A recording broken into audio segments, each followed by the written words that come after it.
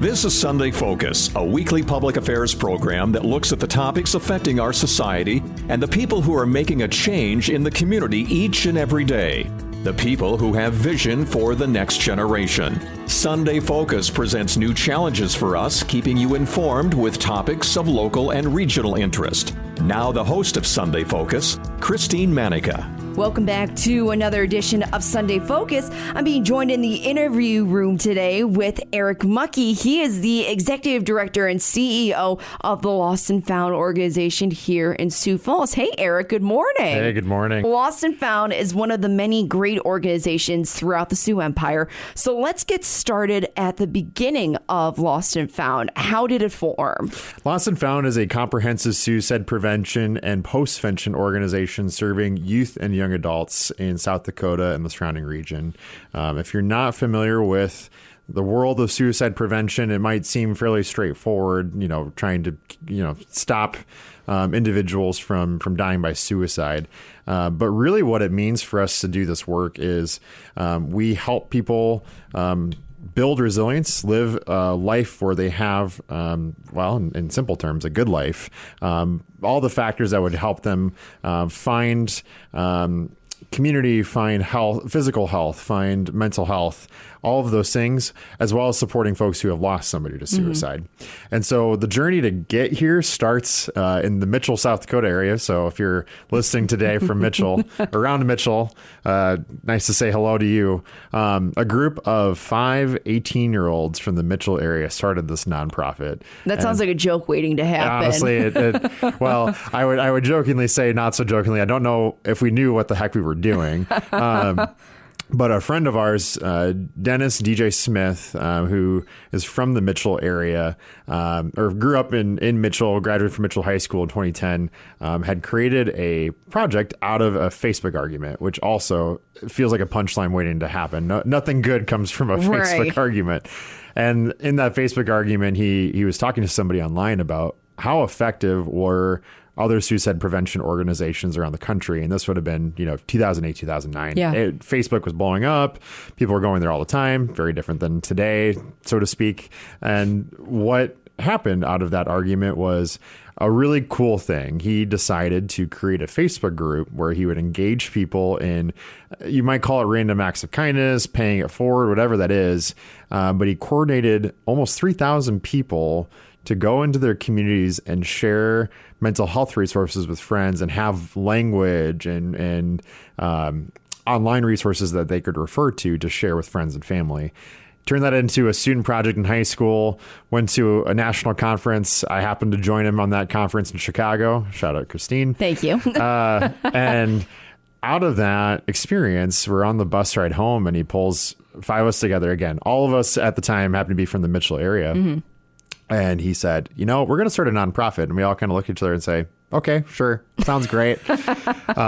He called me to join him as the treasurer, given that I was going to be starting college at the time for accounting, which did not stick. I changed a few majors along the way. Couple times. Just a couple times. And what ended up happening was this beautiful thing where a nonprofit was formed simply out of the audacity of an 18-year-old leader who saw something we needed to do more to prevent suicide in our community. And what that journey has taken then, all 5 of us ended up at the University of South Dakota that following fall.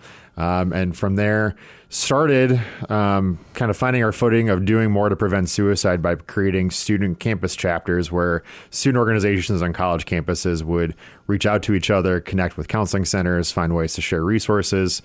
And that model really evolved over the past 12 years into something that's become a lot more comprehensive, where we're providing evaluation and research services, helping organizations measure mental health outcomes. We do a lot of training and education in the community for not just college students, but broader audience, and do a lot of work with the state of South Dakota and the surrounding region to help them define what is best practice in suicide prevention and define policies and programs around that. So there's a lot more to Lost and Found, but that journey started with literally a group of 18-year-olds who just decided, we're just going to start a nonprofit one day. Isn't that crazy to think about? Just a group of you guys coming together at 18 years old. Most guys, I should say, they don't know what they're going to do at 18 years old. Not girls even too. No,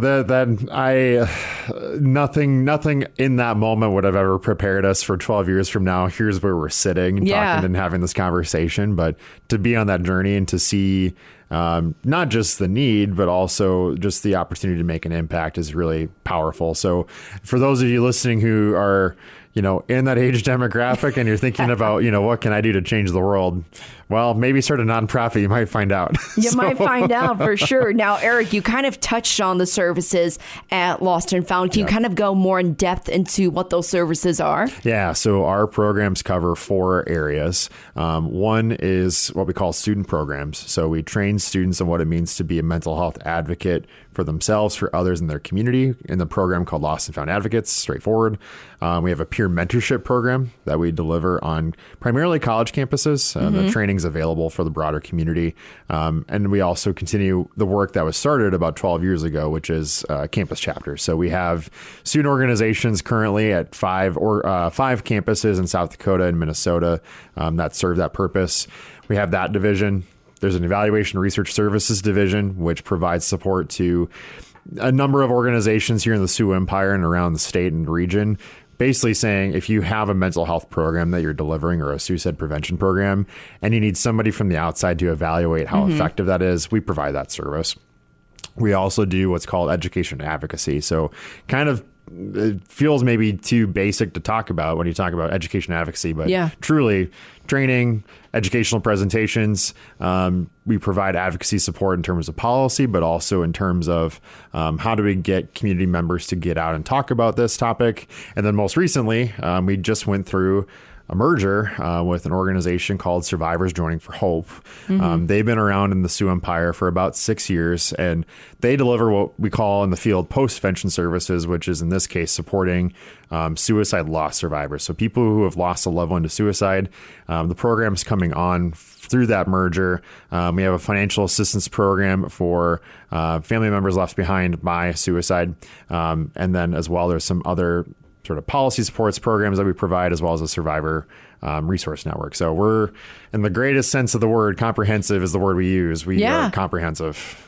And always expanding, and too. Always expanding. Always expanding, coming up with new ways to reach out to the community. Lost and Found, you already said it. It's a personal connection for you, this organization. Side note, everybody, I know Eric personally, and I know that you have a special connection to your buddy DJ. So if you can you share that story with us? Yeah, so I mentioned DJ and sort of the founding story here a little bit, but DJ and I were friends from effectively age 14 on. And so we knew each other in high school. He went to Mitchell. I went to a smaller school, Corsica High School, about 30 minutes away from Mitchell.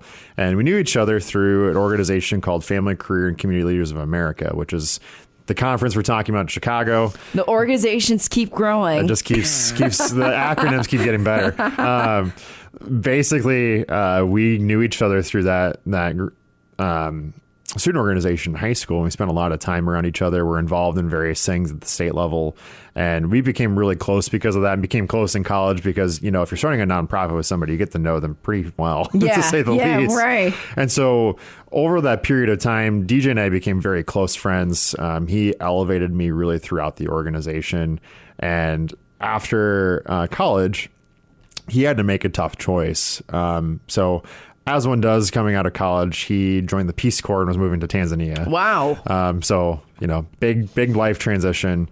And at that moment in time, and this would have been 2014, 4 years into the organization, he had to make a choice to who is this organization going to be led by for the future? And so he couldn't stay. And in that moment, I was dealing with my own battle with depression, suicide ideation. It was kind of a weird time for me coming out of my undergraduate studies. And there was some moment of clarity to say, this is the path I need to take. And so decided to step forward as the new chairman of the board.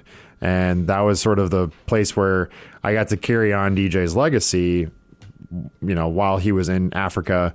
Unfortunately, DJ also, shortly after he left to join the Peace Corps, discovered that he had brain cancer. And it turned into a long-term battle for him where it would kind of recur on occasion. Yeah. And in the past year, DJ had a recurrence that was very severe to the point where this past year took his life. So he's been, DJ's passed about 3 months ago from the point of this recording. And so now for me, it's very much a personal thing to say, how do I continue to carry on DJ's legacy through this work? And it's really important for us to honor the honor the audacity, honor the vision of there's got to be something better to what we're doing with suicide prevention. And we can talk about the problem, of course, but it's only gotten worse in the past 10 years and the need has only grown. And so to be able to have that impact and honor DJ in the process as one of my closest friends is, it's a really important thing for me. Yeah, it's really rewarding, too. If you are just listening, I'm being joined by Eric Muckey. He is the executive director and CEO for Lost and Found. Now, you guys are still a fairly new organization here around the Sioux Empire. You already mentioned that you have programs that not just reach out to adults, but college students. That's what your main focus is. So can you talk about Lost and Found's impact on those college campuses? Yeah. So today, Lost and Found currently has 5 campus chapters, University of South Dakota, South Dakota State University, Dakota Wesleyan University. We also have campus chapters at Augustana University here in Sioux Falls, and then sort of a budding group of student leaders, not maybe technically a chapter, but an organization at the University of Minnesota's Carlson School of Management in Minneapolis. So we have committed student leaders who are running affiliates essentially of Lost and Found on those campuses. But our campus footprint in terms of services covers all the way from the Black Hills region. We're at Black Hills State University all the way to the Minneapolis-St. Paul Metro. And so 13 institutions have been touched by our programs. Campus chapters are the root of who we were and who we are. Our work now very much focuses on how do we make sure that we're equipping students with skills to support each other now? And so especially coming out of the pandemic where students weren't able to meet with each other, in-person meetings weren't really a thing. Yeah. Having that opportunity to go virtual and get trained to be an advocate for yourself, for others in the community, take on projects, and then be able to also say, how can I provide peer mentorship in a one-on-one capacity? That's really what we do on college campuses today. Not to mention other tools we provide where, for example, we have a tool called the Campus Resilience Index, where we give campus administrators, so your deans of students, your university presidents, if you will, a chance to look at the data for their campus, some of which is public knowledge. You might not think of it necessarily as suicide prevention, but just certain numbers you might see might actually help you get to a point to say, here's our ability to prevent suicide. Aggregate that, give them a report, give them recommendations, and give them a chance to say, okay, if we have this basic tool that we can use, then we can take actions that are helpful for our students. And it all kind of turns into this nice cycle that comes up. Sure. Yeah. Now, rough estimate for me. Yeah. How many students would you say benefit from Lost and Found?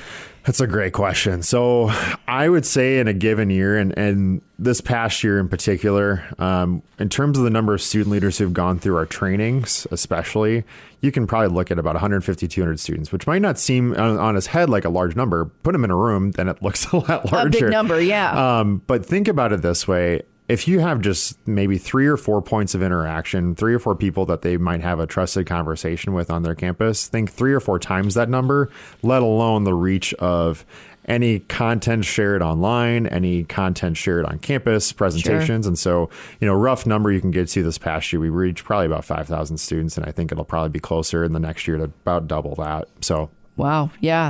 I mean, it just shows that technology really does change businesses and organizations. And now we've talked about the college side of Lost and Found. And what about the adults? When they come to see you, what are they mainly looking for service-wise? Mostly what I would say adults are looking for. And the mission of Lost and Found covers ages 10 to 34. It's a pretty wide range of people. Yeah. And so when you're thinking of folks coming to Lost and Found as an adult, they're not necessarily in school, at college, at technical school, whatever that might be. Usually they're looking to us for a resource to be able to help somebody else. Because the most important thing that we can give each other in mental health supporting somebody with a mental health condition or in suicide prevention is the ability to have a conversation. So what we're doing right now is the best tool we have to prevent suicide. And what that looks like is giving people guides like our Let's Talk About Mental Health guide. On face value, if you just grab the PDF on our website, it's 40 pages long, which might seem pretty daunting, but then you get it into the breakdown, and that's intentional to say, there's different topics you're going to need at different times, and you can always reference back to that. Things like our EARS framework, engage, attend, reinforce, seek, basic tools to say, okay, how do I go have a conversation with somebody about mental health? And that's probably the best service we can offer of all of them. But the other side of this too, so if you're an adult and you're trying to figure out, okay, how do I support my friends and family, but maybe my organization, we offer a lot of training. So again, kind of building on that Let's Talk About Mental Health guide, we have a lot of training attached to that. We have trainings that'll be coming forward soon where our staff members are trained in what's called Question, Persuade, Refer, Mental Health First Aid. Those are tools that you can apply and use to intervene.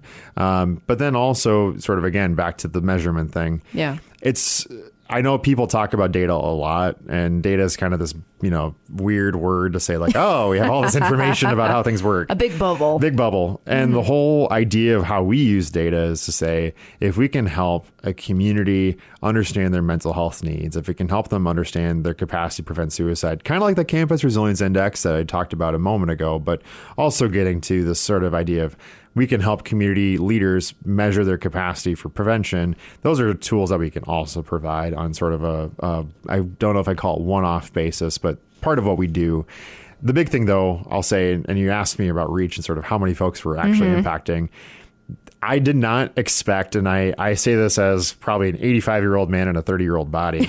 I did not expect that social media would be such a powerful tool for what we do. Yeah. And pandemic really pushed us in a situation where we had to do almost everything digitally. And so in the last year, we've probably reached about 2.5 million people online with... you think of it as basic Instagram content of like, here's a post with some text. Well, that post with some text has some real intentionality behind it to say, here's a message you might need to hear today. Here's tips that you can take on to either understand mental health conditions better, talk about specific topics related to your ability to cope, whatever that might be, let alone targeting, again, that guide I talk about, Let's Talk About Mental Health guide. It's a digital resource. Anybody can download it. It's free. So getting that out to folks and having that kind of reach online is really what enables Lost and Found to be, again, comprehensive suicide prevention. Got to do it all. Absolutely. Now, whether it's college students or adults, how does it feel to be part of someone's journey? What's the best part of being part of that journey to either start a conversation with their loved ones or even start a conversation with themselves and how their mental health is going? I think the thing that I get most excited about is the confidence it brings into somebody's life, the ability to have a conversation. And honestly, it goes even beyond suicide prevention. When somebody thinks of suicide prevention, you might think of the word like, well, I don't know if I necessarily relate because I may not have somebody in my life who has considered suicide, attempted it, died by suicide, any of those things. Suicide prevention is really honestly about finding resilience and resilience being the word of how do we live a life where we can adapt and how do we live a life where we can, find wellness. And so for me, being able to have that ability to say to somebody, you have what you need within you to have those conversations. Let me give you a few tools to give you some tips and make sure that you actually have the skills you need to feel confident in having the conversation. That's the best part of this journey, I think. Absolutely. If you are just listening, Eric Muckey, he's the executive director and CEO of Lost and Found. Now, you hinted at it already, but now we're going to talk about it a little bit. The last couple of years have been kind of crazy, hasn't it? Just a little bit. Just a little bit. The pandemic really tested everybody's mental health. And this is something that no one ever experienced. There was no playbook for COVID, as I like to call it. So how did your clients react to this pandemic overall? Yeah, it's always interesting, Christine. Our organization relied at the time on student organizations, student leaders who were meeting face to face when the pandemic hit. Yeah. No one had, to your point, a playbook. And so when we think about what Lost and Found did at that moment in time, after about 12 hours of panic. 12 hours exactly. Exactly. Down to the minute. I can count it. Getting past that moment of, okay, folks aren't coming back to school. Folks aren't coming back to their places of work. It kind of dawned on us at that point to say, okay, we've got these materials, we've got these tools. How do we move them to a digital realm so people can still access what's going on? Yeah. And so really our reaction to that was, in a weird sense, hey, it's time to start spending a lot more time on social media than we did in the past. It's time for us to start bringing in people who delivered workshops and education sessions to students in a face-to-face manner and start adapting to Zoom. So not that we didn't know what Zoom was before, but I didn't. I can honestly say that. I knew Skype and that was it. We became pretty Zoom savvy. We became very savvy with Facebook Live. And so it kind of started us down a path that was probably honestly necessary as an organization to be a little bit more digitally savvy. And especially now, I mean, everything kind of runs back and forth between the two. So the big thing is our team reacted one way. The students that we served, I think, were scared, concerned, unsure. I think the uncertainty, especially in those first few months, there was no playbook, there was no clear guidance on what's going to happen next, and no one really knew what was happening. And so the mental health of our students became the priority to say, you're isolated. How do we make sure that there's still connection? And that was really our focus. Absolutely. How proud are you of your team and even your clients for adjusting that the way that they did during COVID? I honestly, Christine, I promise I won't cry in studio, but honestly, it brings a lot of emotion to be like, our organization, I think, found a way to navigate that in the absolute best way possible. I could not have had a better team to navigate. Do you want me to push the tissues over your way? Our team, I think our team responded better than I could have anticipated. I think our students I think it was a true test of resilience for them as well. What gets me still is I think in this field, and I think people may not understand this fully, is when it comes to what our work is, this work's only going to get more important in the next few years because our lives seem to be going back to normal, quote unquote. But the traumas and stressors that we had to respond to probably created coping skills and new behaviors during that time that are not adaptive to where we are now. Right. Kind of being, again, going back to normal. So those things are still carrying over for folks. And that's why still, suicide risk might actually be higher now than it was during the pandemic, which is weird to say. And so I'm very proud of how we adapted. I'm proud of the way that our students, the people we serve, are adapting. I think the biggest thing is we got to keep the ball rolling. And honestly, I think our services are probably needed now more than they ever were. Yeah, absolutely. And I can see why you would say that because no one really knows how to interact in person anymore. Yeah. College kids, they could be anxious saying, oh my gosh, I actually have to look a certain way now, or I actually have to speak in front of we're no longer a class. On Zoom. Yeah, right. Exactly. So we're no longer, familiar with that type of aspect. And in fact, believe it or not, COVID is still around in some capacity with cases going back up, not to mention the other governmental issues that are going on as gun violence and the recent Supreme Court's rule overturning Roe versus Wade. We're not going to get into those topics because that's not what that conversation is about. However, these types of topics do affect someone's mental health. So how is Lost and Found responding to these internal conflicts that we're having? Yeah, I think the biggest thing that we try to find is suicide prevention for us, fortunately, is really, in talking of almost kind of the political sense, it's probably the most nonpartisan issue you can pick up. I don't think there's anybody I know out there who would be opposed to saying, it's worth our time to invest in saving somebody's life. And so we try to stick to that as much as we can. But I think, to be blunt, responding to those issues, for us, we always try to go back to the evidence, right? And say, what does the data tell us? What are the institutions who've been working in suicide prevention for the better part of 30, 40 plus years? What do they know? And what we know from those situations is politics honestly does have an influence on especially our community interactions. I would say with probably a fair level of certainty that we've probably never been statistically more divided in terms of our approaches to things. Yeah. And the same thing can be said even for COVID. I think our responses were all very different, which honestly adds more stress and might actually increase suicide risk in some ways. And the other side of this too is just thinking about, when we talk about things like gun violence, I know a lot of folks will approach us as a suicide prevention organization and say, well, a lot of folks die by suicide using firearm as a lethal means. So we talk a lot about lethal means and getting folks to talk about, with these topics, let's pull out of, the divisive rhetoric for a minute and just talk about, what's actually happening. How will this impact people in a real life way? How will this contribute to their mental health? Or in the case of even the firearms discussion that's been going on around the country, new policies being passed, the best thing that we talk about is how do we make sure that everybody's securing a firearm? That's the best thing we can do to be able to say suicide prevention is not in any way a divisive issue, but the ways we accomplish that hopefully can be brought above the fray by just talking about this is what the evidence tells us. And a lot of times the evidence for you and I, it's pretty straightforward. Yeah. It's not anything you might be surprised by. So it's basically what you're saying is it's important to have those conversations during this time and then finding a way to kind of adapt to as things develop more as time goes on. Yeah. I think of it this way, Lost and Found does not provide any counseling services. We're not an inpatient provider of mental health services. The best gift that we have in prevention is, again, conversation. And so the best thing that I can always say to folks is when you get into those conversations, pro tip, talk about, I feel this way for this reason, and honor the feeling of who the person you're talking to and say, you might not disagree, or you might not agree with them.